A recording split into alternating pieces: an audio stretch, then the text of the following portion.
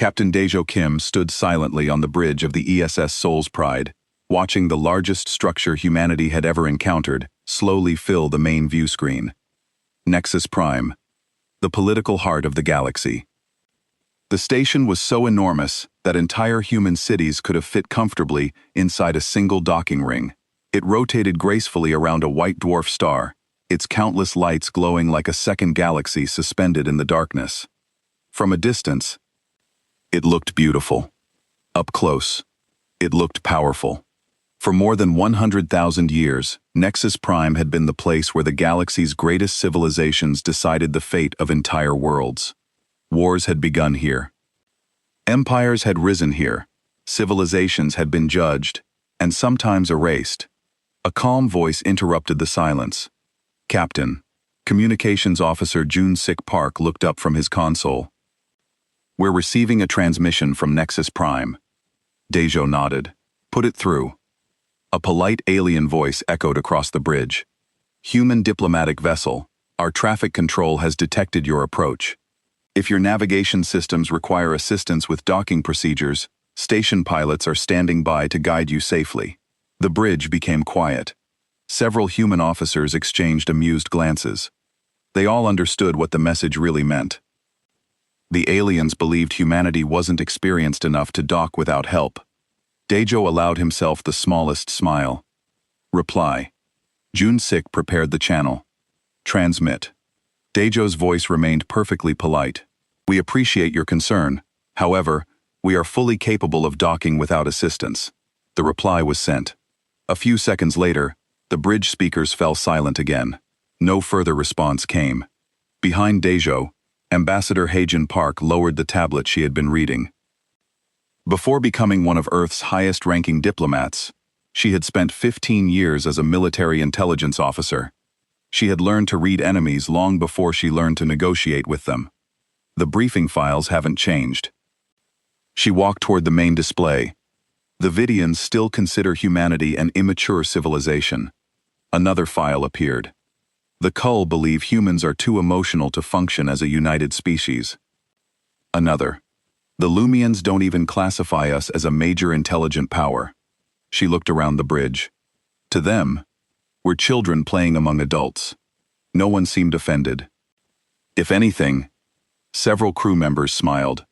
Daejo folded his hands behind his back. Good.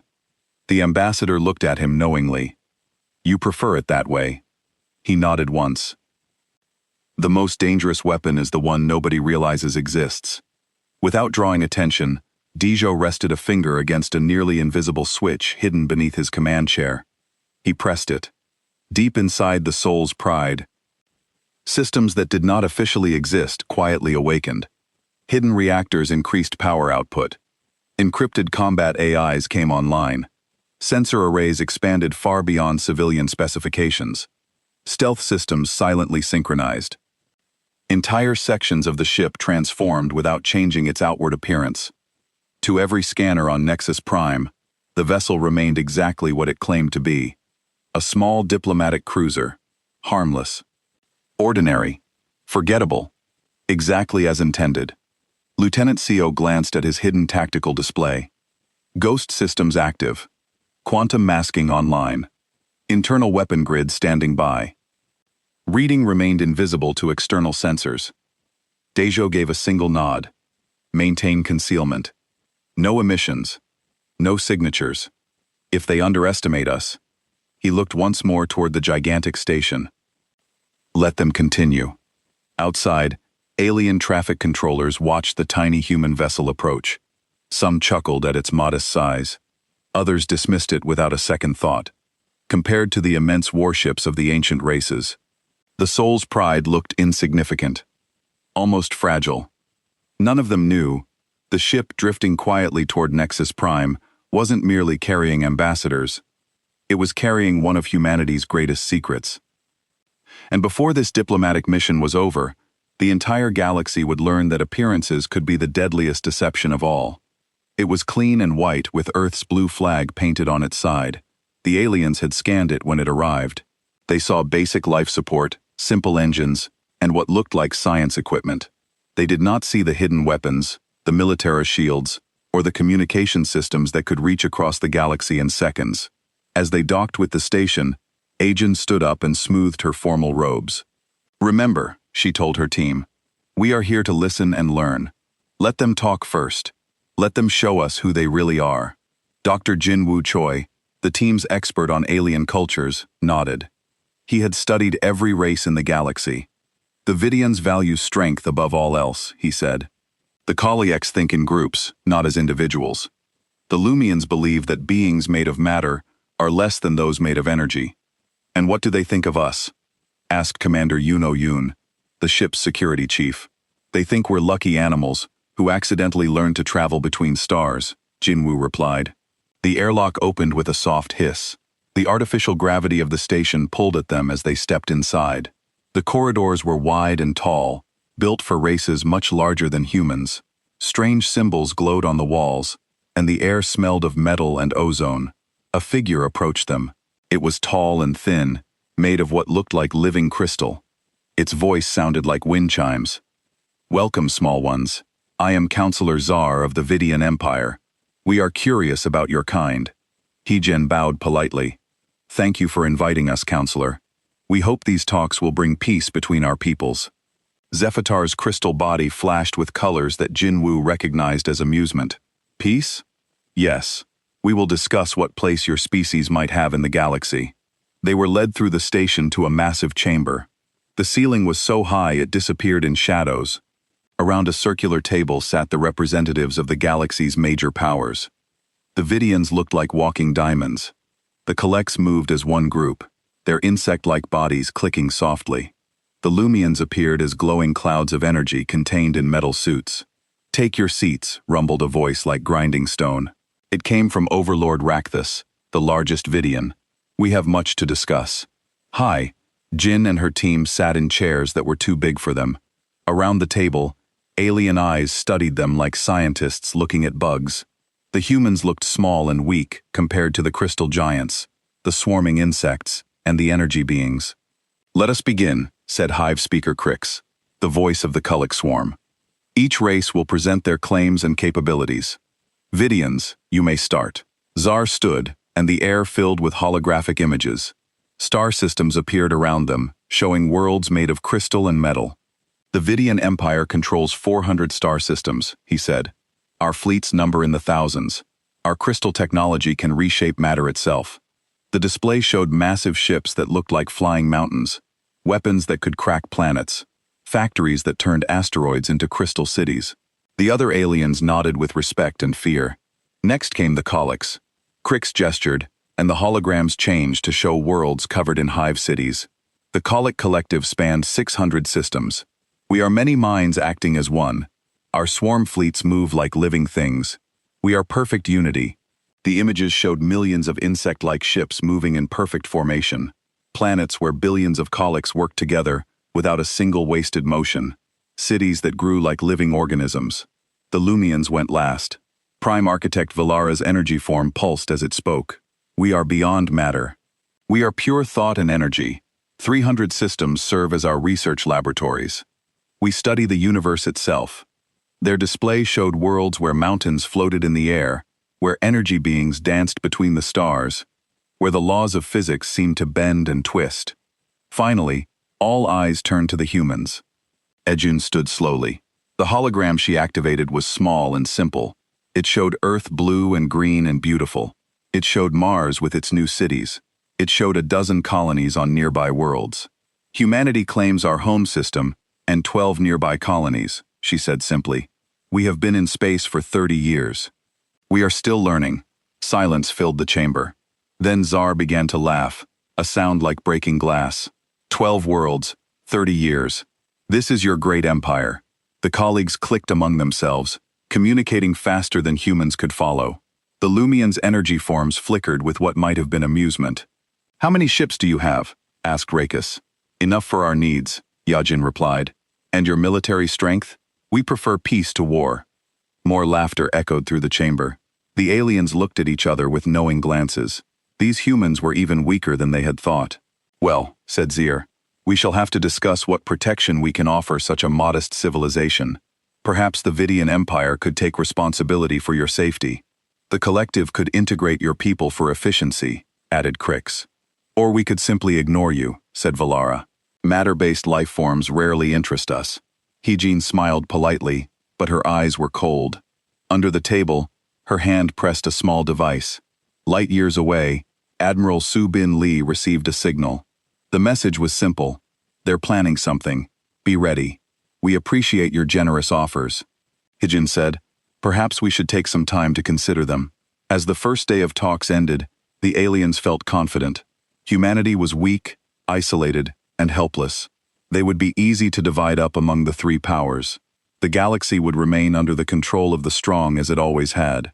But in the human quarters that night, Yunyo checked her weapons, and Jinwu analyzed alien military data. Dezhou opened a secure channel to ships that officially did not exist. And Hajin began planning for the day when the masks would come off, and the real negotiations would begin. The aliens thought they were hunting sheep.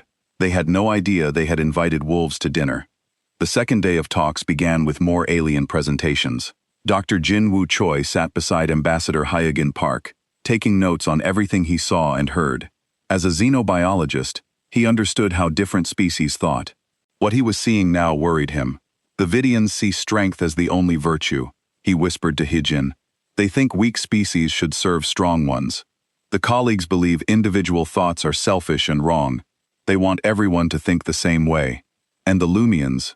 Hijin asked quietly. They think matter-based life is primitive. To them, we're like talking rocks. On the great screen, Overlord Rackus was showing more Vidian military power. Massive crystal ships fired beams that could melt entire mountains. Planets surrendered without fighting when the Vidian fleets arrived. You see, Rakthusa said, his voice echoing in the chamber, the strong must protect the weak. It is the natural order. Those who cannot defend themselves must accept guidance from those who can. Commander Ino Yun, sitting behind the main diplomatic table, watched the alien security forces. She counted weapons, noted positions, studied their formations. The Vidians carried crystal weapons that could cut through metal.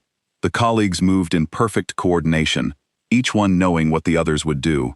The Lumian guards were pure energy and metal suits, harder to fight than anything made of flesh and bone. But Uno had fought energy beings before during humanity's early exploration missions.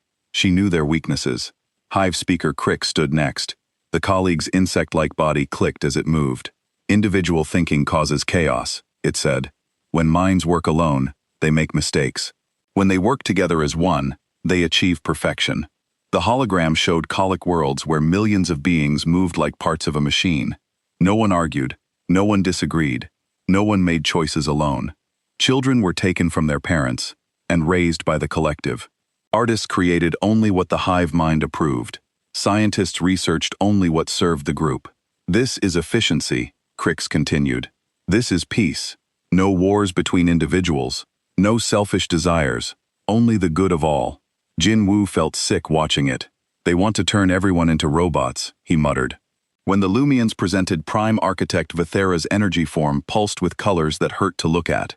Matter is limitation. It said flesh and bone and crystal are cages for the mind. We have transcended such things. We are pure thought, pure energy, pure potential. The display showed Lumian experiments on other species. They tried to convert matter-based beings into energy, usually killing them in the process. They treated entire civilizations like laboratory subjects, studying how primitive minds worked. One day, Vela continued, all intelligent life will evolve beyond matter. Until then, we study, we learn, we prepare for that glorious future. Finally, it was humanity's turn to speak about their culture and beliefs. Hiji stood slowly, looking around the chamber at faces that ranged from amused, to bored, to dismissive. Humans believe in individual choice, she began. Every person has the right to decide their own path in life. We work together, but we don't lose ourselves in the group. Sethar's crystal body flashed with colors that Jin Wu recognized as confusion. But how do you maintain order? How do you prevent chaos? We talk, we debate, we vote. Sometimes we disagree, but that makes us stronger, not weaker. The colleagues clicked among themselves rapidly. Krigg spoke for them. Disagreement is inefficient. It wastes time and energy. It causes conflict. Conflict can lead to growth, Heejin replied. When ideas compete, the best ones survive. And what of the weak? Rekis demanded. Who protects those who cannot protect themselves? Everyone has the duty to protect others, not because they are weak, but because they are people with value. Belar's energy form flickered. Value? What value does matter have? Flesh dies. Thoughts stored in meat disappear. Only energy is eternal. Our thoughts and dreams matter, because we are alive to think them. Heejin said, death gives life meaning. Knowing our time is limited makes every moment precious. The aliens looked at each other with expressions that clearly said they thought humans were insane. Individual choice, the rights of the weak, the value of temporary life. These ideas made no sense to them. During the break, Warcast the Maul approached Commander Yoon. The collect military advisor was larger than the others, with scars on its shell that spoke of many battles. Your security seems inadequate, it said, studying Yunyo with compound eyes. One guard for your entire delegation. I'm enough, Yunyo replied calmly. The mole's mandibles clicked in what might have been laughter, against Vidian crystal weapons, against Colic swarm tactics, against Lumian energy forms. You are brave but foolish. Maybe, Yuno said. We'll see. In the human quarters that night, the team gathered around a secure communication unit. Captain Dajo's face appeared on the screen, along with several others the aliens would not have recognized. Report, said Admiral Subin Lee from her flagship somewhere in deep space. They're not here to negotiate, Hyagin said bluntly. They've already decided what to do with humanity. They're just going through the motions. The Vidians want to make us a protectorate, Jinwoo added. They'll protect us by controlling everything we do. The Colics want to integrate us into their hive mind, Yunyo continued. Erase our individuality completely. And the Lumians barely acknowledge we exist. Yin finished. They see us as lab rats at best. Admiral Lee's expression didn't change, but her eyes grew hard. Any sign they know about our real capabilities? None, Dejo reported from the Soul's Pride. They scanned the ship thoroughly. They see exactly what we want them to see. Good. How much longer before they reveal their true intentions?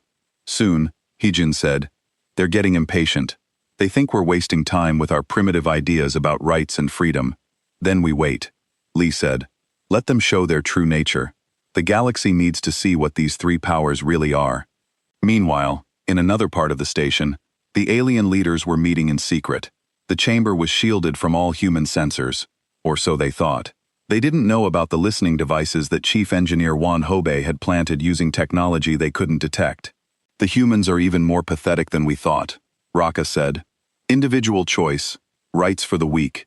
They'll destroy themselves within a generation. All the better for us, Crix replied. We can absorb their colonies before they collapse. Their genetic diversity will strengthen the collective, if there's anything left worth studying, Wella added. Their energy patterns are crude, but they might provide useful data on how matter-based consciousness functions. Then we're agreed, Rakthus concluded. Tomorrow we present them with the choice. Accept partition among our three powers, or face extinction. They'll accept, Crick said confidently. They have no choice. And if they refuse, Falara asked, then we demonstrate why the strong rule the galaxy, Rakius replied. A few destroyed human colonies will convince the rest to surrender. Back in the human quarters, Wanho finished reviewing the intercepted conversation. He looked at his teammates with grim satisfaction. Well, he said, now we know for certain. They never intended to negotiate in good faith. How long until our fleets are in position? Huno asked. 12 hours, Dejo replied. Admiral Taiyuong Lim is moving the main force into the outer system. Captain Sor Jung has her stealth destroyers ready. General Mongu Kang is coordinating with the defense fleets around our colonies. Hai Jin nodded. Then tomorrow, when they spring their trap, we'll be ready to spring ours. Jin Wu looked worried.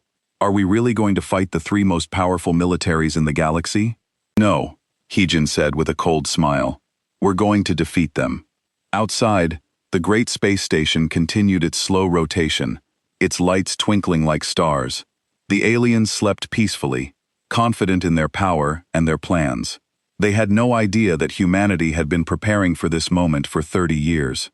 The next day would bring the end of their galactic dominance. They just didn't know it yet. Intelligence Officer Nang Han worked through the night, her fingers dancing across holographic displays that only human eyes could see. The alien sensors couldn't detect the advanced computers hidden in the human quarters. For hours, she had been breaking alien encryption codes and intercepting their communications. What she found made her blood run cold. "Ambassador," she called softly. "You need to see this." Heejin Park came over, still wearing her formal robes from the evening's diplomatic dinner. The aliens had been generous with food and drink, trying to make the humans feel comfortable before they revealed their true intentions. "Show me," Heejin said. The display filled with tactical maps of human space. Vidian, Colic, and Lumian fleets were moving into position around every human colony. Not to attack yet, but to surround. To trap. "How long have they been planning this?" Heijin asked. "Miss," Nong replied, her voice tight with anger. "Maybe longer. They've been coordinating this operation since before they sent the invitation for peace talks." More data scrolled past. Fleet movements, supply lines, coordination protocols. The three powers had put aside their own disputes to focus on a common goal, dividing human space among themselves. "They've already decided who gets what," Naokong continued. "The Vidians want our industrial worlds. The colleagues want our agricultural colonies for their breeding programs. The Lumians want our research stations for their experiments." Dr. Jin Woo Choi appeared in the doorway, unable to sleep. "What's wrong?" "Everything," Yajin said grimly. "This whole peace conference is a joke. They never intended to negotiate. They're just keeping us busy while their fleets get into position." Jin Woo sat down heavily. "I should have seen it. The way they talked about us, the questions they asked. They weren't trying to understand us. They were gathering intelligence." On the screen, more intercepts appeared. Communications between alien fleet commanders, supply schedules, target priorities. The picture became clearer and more frightening with each message. "They plan to present us with an ultimatum tomorrow," Naokong reported. "Accept partition peacefully, or watch human colonies burn." "How many ships do they have in position?" Heejin asked. Ni Young's fingers moved across the display, calculating 3,000 Vidian crystal ships, 5,000 Colic swarm vessels, 2,000 Lumian energy destroyers. "They outnumber our public fleet by 50 to 1. "Our public fleet," Jinwoo repeated with emphasis. "Yes," Heijin said with a cold smile. "The fleet they know about." In his quarters, Chief Engineer Wan Ho Bei was having his own sleepless night. But he wasn't worried about alien fleets. He was making final preparations to the Soul's Pride, running diagnostics on systems that officially didn't exist. The ship looked like a simple diplomatic vessel from the outside. Inside, however, it was a different story. Hidden weapon ports were concealed behind retractable hull plates. Military shields were disguised as navigation deflectors. The engines could produce twice their rated power when pushed. Most importantly, the communication array could reach across the galaxy instantly using quantum entanglement technology that the aliens didn't know humans possessed. "All systems green," he reported to Captain Daejo Kim on the bridge. "We're ready for anything."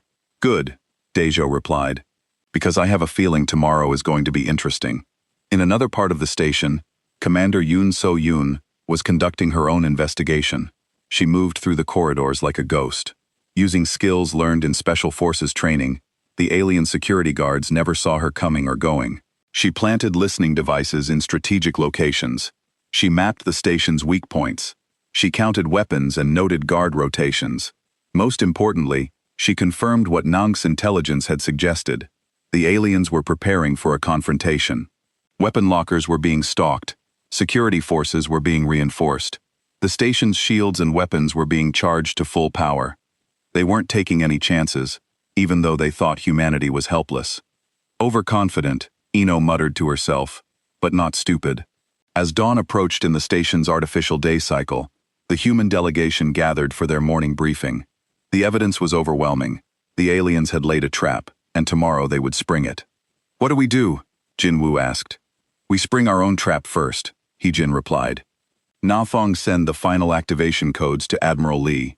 It's time to wake up the fleet."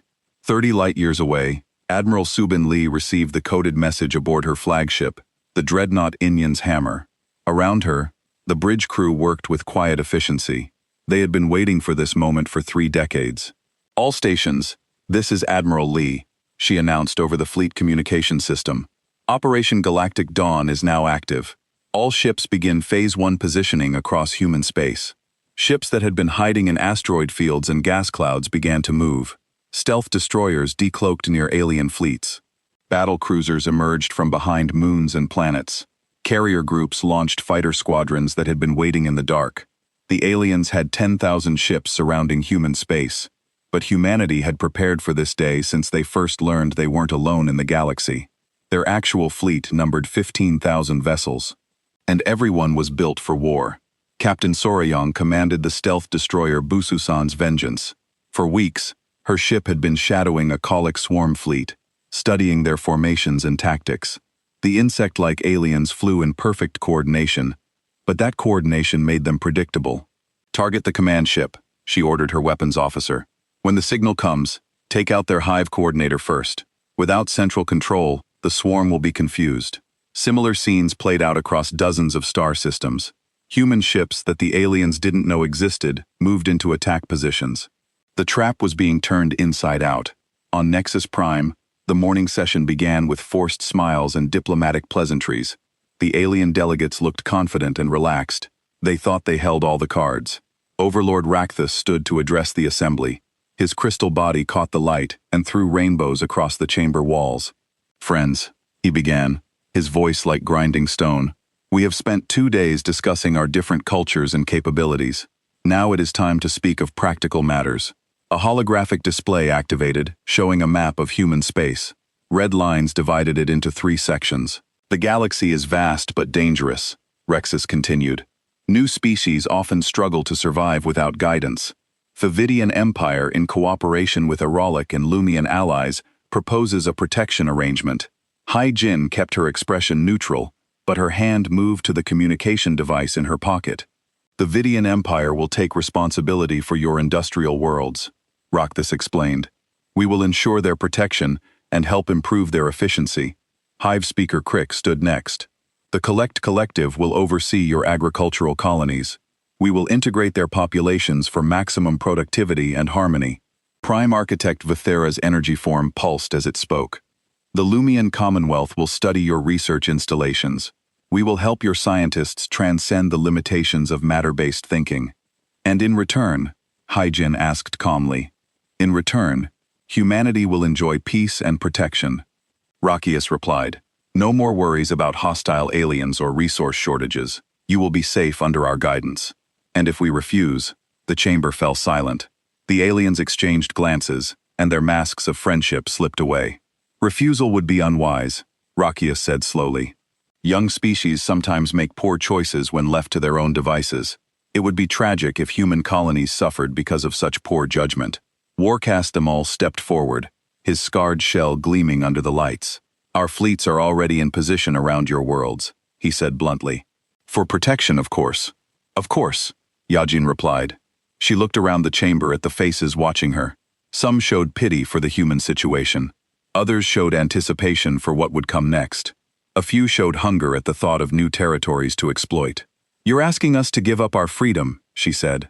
"Freedom is an illusion for the weak," Rakus replied. "The strong must guide the weak. It is the natural order." "And who decided this natural order?" "The strong did," Balara said, its energy form flickering with amusement. Hai Jin stood slowly, her hands still resting on the communication device. Around the chamber, alien guards moved closer, sensing that something was about to change. "I see," she said. "So might makes right. The powerful can take whatever they want from those who can't stop them." "Finally you understand," Crick said with satisfaction. "Oh, I understand perfectly." Hai replied and pressed the button. 30 light years away, Admiral Lee received the signal. 3 words. "The mask is off. All ships," she commanded. "This is Admiral Lee. Execute Operation Galactic Dawn. Show them what humanity is really capable of." Across human space, the hidden fleet revealed itself. Stealth fields dropped. Weapon ports opened. The galaxy's 3 most powerful militaries suddenly found themselves face to face with an enemy they had never imagined. The real war was about to begin. The chamber fell silent as Ambassador Hyen Park's words echoed in the air. For a moment, the alien delegates seemed confused. Then Overlord Rakthus began to laugh, a sound like crystal mountains cracking. "Humanity refuses," he said, his voice filled with amusement. "You would choose war over the generous protection we offer." "With what?" Hive Speaker Crix added, its mandibles clicking rapidly. "You have shown us your pathetic fleet, 12 colonies, a few exploration ships. How do you plan to resist the combined might of 3 galactic powers?" Prime Architect Valar's energy form pulsed with colors that hurt to look at. "This is fascinating. The matter-based beings seem to prefer extinction over evolution. We must study this phenomenon." Jin looked around the chamber at the hundreds of alien faces staring at her. Some showed pity, others showed excitement at the thought of crushing human resistance. All of them looked confident that humanity had just chosen suicide. "You're right," she said calmly. "We can't fight 3 galactic powers." The aliens nodded, thinking she was finally accepting reality. "But we're not fighting 3 galactic powers," Jin continued. "We're fighting 3 bullies who prey on the weak. And bullies always make the same mistake." "What mistake?" Rakthus demanded. "They assume their victims are helpless."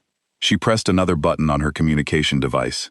This time, the signal went to Captain Dejo Ho Kim, aboard the Soul's Pride. The diplomatic ship's hull began to change. Panels slid aside, revealing weapon ports that hadn't been there moments before. Hidden shield generators hummed to life. The ship's engine signature suddenly doubled, then tripled in power. But that was just the beginning. On the main display in the chamber, space around Nexus Prime began to shimmer. One by one, human warships decloaked. Not small exploration vessels or colony ships, but massive destroyers and battle cruisers, bristling with weapons. The Bususan's Vengeance appeared first, its stealth field dissolving to reveal a sleek predator that had been hunting in the dark. Then came the Daigu's Edge, its hull scarred from secret battles fought in distant systems. More ships followed. Inchan's Thunder, Guangzhou's Fury, Ulsan's Strike. Within minutes, 50 human warships surrounded the space station. Their weapon systems locked onto the alien vessels that had been escorting the diplomatic convoys. But even that wasn't the real shock. A new voice came over the communication system. Clear and strong. "This is Admiral Taeyong Lim, of the Human Defense Fleet. All alien vessels, you are surrounded. Power down your weapons, and prepare to be boarded." On the main screen, a figure appeared that made the alien delegates gasp in shock. Admiral Lim stood on the bridge of a ship so massive, it blotted out the stars behind it. The dreadnought Hinchan's hammer was 3 kilometers long and armed with weapons that could crack moons. "Impossible," Rikus whispered. "Our sensors showed only one human ship." "Your sensors showed what we wanted them to show," Jin replied. "Did you really think a species could develop faster than light travel without also developing military technology?" More ships appeared on the display, not just around Nexus Prime, but throughout the galaxy. Human vessels decloaked near alien fleets that thought they were conducting a surprise attack. The hunters had become the hunted. General Myung Sukong's voice joined the communication channel. "All human colonies report ready for defense. Alien fleets are surrounded and outnumbered." Fleet Commander Minho Shin added his report. "Assault groups are in position. We have clear shots on all priority targets." Admiral Subin Lee's image appeared beside Admiral Lim's on the main screen. Behind her, the bridge of her flagship buzzed with activity. "Alien commanders, this is your only warning. Withdraw your fleets from human space immediately, or face the consequences." The alien delegates looked around the chamber in growing panic. This wasn't how it was supposed to happen. They were the powerful ones. They had the advanced technology and the massive fleets. How could primitive humans have ships they'd never seen before? Warcast the Maul was the first to recover from the shock. "Tricks and deception," he snarled. "Where were these ships built? Where did you get the resources?" Dr. Jin Woo Choi stood up beside Jin. "Did you think we were sitting idle for 30 years while you ignored us as harmless primitives? We were watching you, learning from you, preparing for this day. We studied every battle you fought," Chief Engineer Wan Ho Bei added, his voice coming through the communication system from the Soul's Pride. "We analyzed every weapon you used. We learned from every mistake you made." Intelligence Officer Nine Han's report followed. "We've been intercepting your communications for years. We know your tactics, your formations, your standard operating procedures. We know your weaknesses." Commander Yuno Yun's voice was cold as winter. "And we've been waiting for you to reveal your true nature.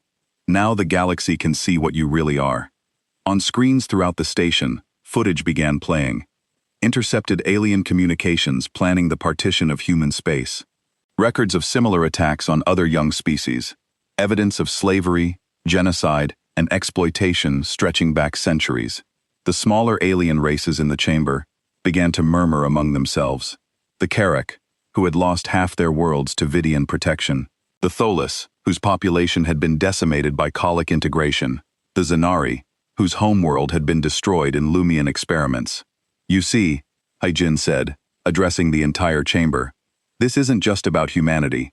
It's about every species these three powers have bullied and exploited. Today, that ends. Rikus tried to regain control. Even if your claims are true, you cannot fight us all. We have fleets throughout the galaxy.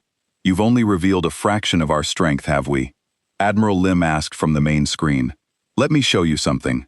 The display changed to show a tactical map of the entire galaxy. Red dots marked alien fleet positions. Blue dots showed human ships. For every red dot, there were 3 blue ones. For 30 years, while you thought we were harmless explorers, we were building the largest military force in galactic history, Admiral Lee explained. Every asteroid field, every gas giant, every nebula in human space has been hiding our shipyards. Admiral Lim continued. We learned from Earth's history. When faced with overwhelming enemies, you don't fight fair, you fight smart. You use every advantage you can find. And our biggest advantage, General Kang added, was that you underestimated us. The alien delegates were no longer laughing. Rakthus's crystal body had lost its luster. Crick's swarm was clicking in rapid, panicked communication. Phelan's energy form flickered unstably. This is a trick, Rakthus insisted. Holograms and sensor ghosts. You cannot have built so many ships without us knowing, can't we? Captain Sora Jung's voice cut through the communication channel. This is Captain Jung of the Bususan's Vengeance. I've been shadowing your colic swarm fleet for 3 weeks. Would you like me to prove my ship is real? The Bususan's Vengeance opened fire on the Kulik command ship, not to destroy it, but to disable its communication systems. The precise beam sliced through the alien vessel's antenna array like a knife through paper. Suddenly, the entire Kulik swarm fleet stopped moving in perfect coordination. Without their hive coordinator, the individual ships began flying in confused circles. Still think we're using holograms? Captain Jung asked. Similar demonstrations occurred throughout the galaxy. Human ships revealed themselves by taking precise shots at alien vessels, disabling weapons without destroying them. The message was clear. We could have killed you all, but we chose mercy. The chamber erupted in chaos. Some aliens called for immediate attack. Others demanded retreat.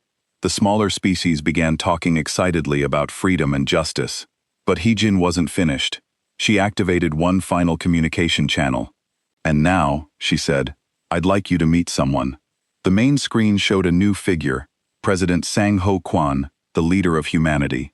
Behind him stood representatives from every human colony, from every major city, from every walk of life. Citizens of the galaxy, President Kwan began. For too long, the strong have preyed upon the weak. Today, humanity offers a different path. We offer protection for all species who desire freedom. We offer justice for those who have been wronged. We offer hope for a better future. You're declaring war on the entire galactic order, Valara said, its energy form pulsing with shock. No, Hyjin replied. We're declaring war on tyranny. There's a difference. Outside the station, the human fleet waited, 15,000 ships strong, armed with weapons designed specifically to counter alien technology. They had trained for this moment, planned for it, dreamed of it. The galaxy's 3 most powerful militaries found themselves facing an enemy they had created through their own arrogance and cruelty. An enemy that had learned from their victims, studied their methods, and turned their own tactics against them. The age of the old powers was ending. The question now was whether they would accept defeat gracefully or force humanity to write that ending in fire and blood. The silence in the chamber stretched like a held breath. Then Overlord Rakus raised his massive crystal arm, and his voice boomed through the space station. Enough of this charade, he declared.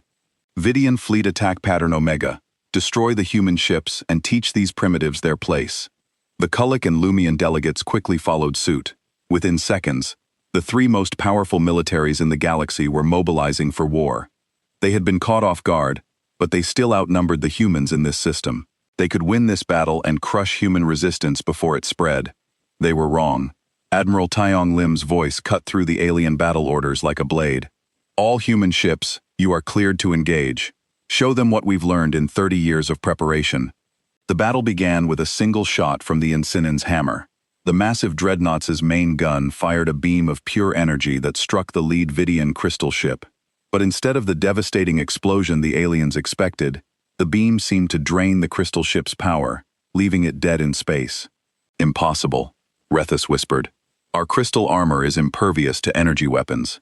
Not to ours, Admiral Lim replied calmly. We studied your technology for decades. We know exactly how your crystal matrix works, and how to disrupt it. Wing Commander Wan Yu led the first fighter squadron into battle. His pilots flew with an individual creativity that the alien formations couldn't match, while Vidian crystal ships moved in rigid geometric patterns, and Kolk swarms flew in perfect coordination. Human fighters darted and weaved like living things. Eagle Squadron break formation, Wan ordered. Use Chaos Protocol 7. The human fighters scattered in all directions, each pilot choosing their own target and approach. The aliens tried to predict their movements using tactical computers. But how do you calculate chaos? How do you fight an enemy that makes decisions based on instinct and experience rather than programmed responses? Juan rolled his fighter between two Colic swarm ships and fired a burst from his pulse cannons. The aliens had expected him to follow standard attack patterns, so they had positioned themselves to counter those patterns. They hadn't expected him to do something completely unpredictable. His shots tore through the gap in their formation, disabling both ships with surgical precision. That's 2 down, he reported with satisfaction. Eagles, remember your training. Think like humans, not machines. Tactical Officer Hae Young Kim coordinated the human fleet's battle strategy from the command ship. But unlike alien tacticians who tried to control every ship in their fleet, she gave her captains general objectives and let them figure out how to achieve them. All destroyers' priority target is the Colic command structure, she transmitted. Captain's discretion on approach and method. Each destroyer captain responded differently. Some used stealth to get close before striking. Others charged in with guns blazing. A few used electronic warfare to confuse the enemy before attacking. The variety of tactics made it impossible for the aliens to develop countermeasures.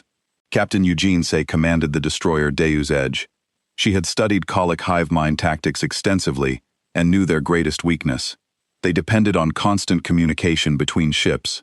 Target their communication arrays, she ordered her weapons officer. But don't destroy them. Jam them.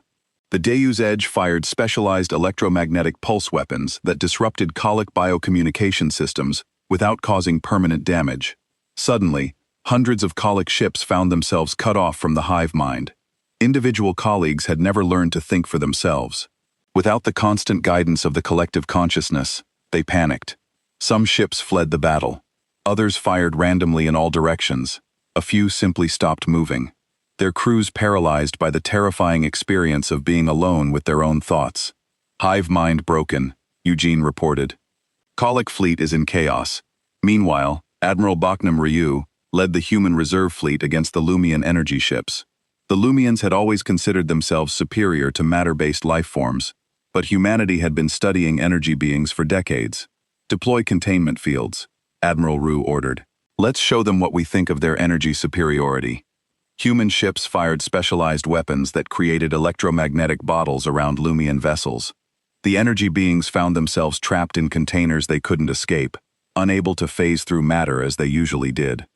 This is impossible, Prime Architect Vela transmitted, its energy form flickering with panic.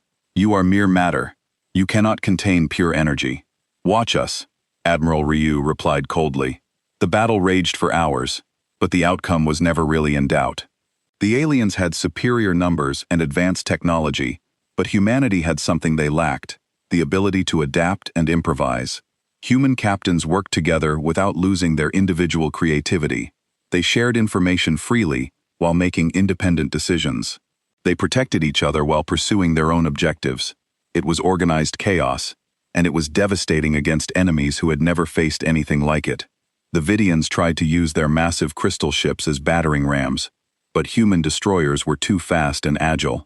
They danced around the slow-moving giants, striking at weak points with surgical precision. The Colics attempted to overwhelm human positions with swarm tactics, But without their hive-mind coordination, they couldn't maintain formation. Human fighters picked them off one by one, turning their numerical advantage into a liability. The Lumians tried to use their energy forms to possess human ships, but humanity had developed shielding specifically designed to keep them out. When that failed, they tried to overload human systems with pure energy, only to discover that human ships had been built to absorb and redirect such attacks. Their technology is impossible, Warcast reported from his crippled command ship. How did they develop such advanced systems in only 30 years?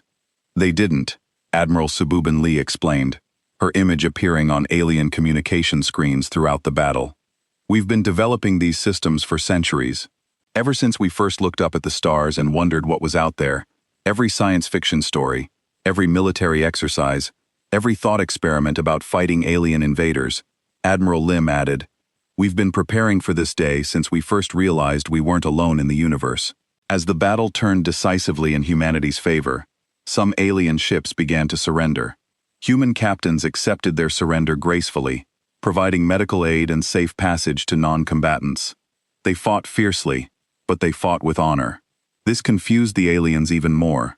They had expected humans to be savage and vengeful, as they themselves would have been. Instead, humanity showed mercy to defeated enemies and protected innocent civilians.